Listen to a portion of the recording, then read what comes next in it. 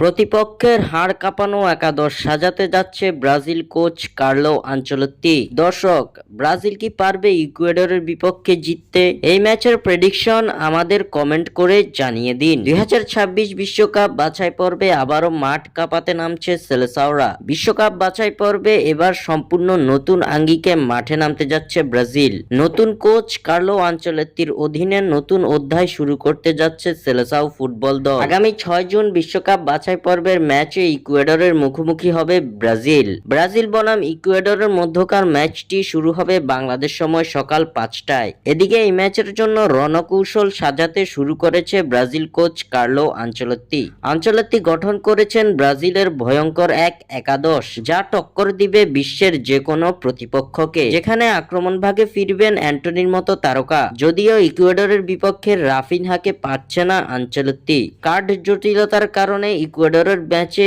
একাদশে থাকবেন না রাফিনহা। তার পরিবর্তে একাদশে সুযোগ পাবেন গার্সন। এছাড়াও মিডফিল্ডের ভরসার প্রতীক হিসাবে ফিরতে চলেছেন ক্যাসেমিরো।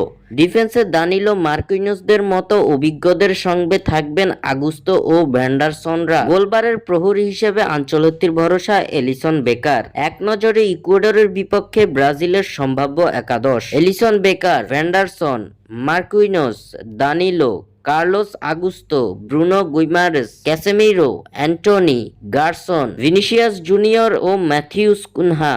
স্বাক্ষর থেকে সাদবিন ইসলাম।